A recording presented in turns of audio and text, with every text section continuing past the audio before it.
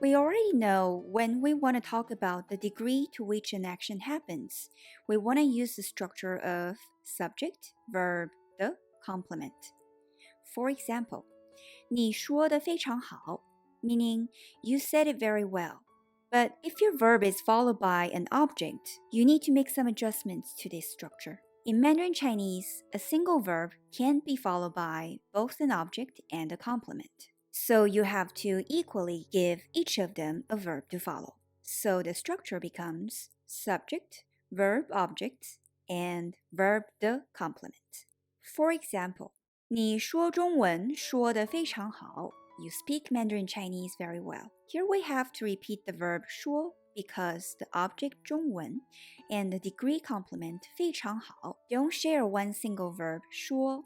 Repeating the same verb may feel unnatural in the beginning, so you might need a lot of practice to get used to it. Let's see how this structure applies to the examples. 他看 YouTube 看得很开心. He watches YouTube very happily. 他看 YouTube 看得很开心. 他做饺子做得很好.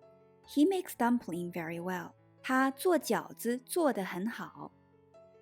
他开车开得很快. He drives very fast. 他开车开得很快. 他打篮球打得不好. He doesn't play basketball well. 他打篮球打得不好. 你说中文说得非常好. You speak Chinese very well. 你说中文说得非常好. Okay, let's practice. Rearrange the following words to say, he didn't do well in the test. You have 10 seconds, starting now.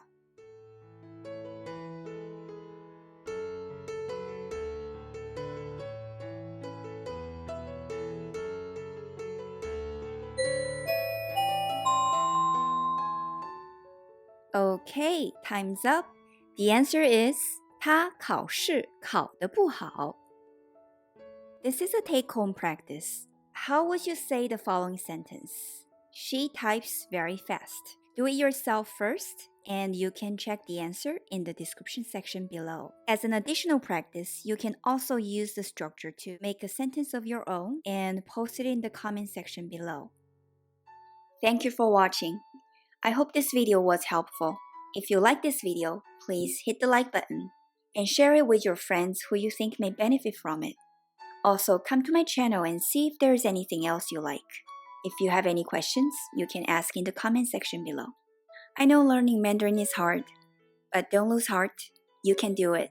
I'll see you in the next video. 再见。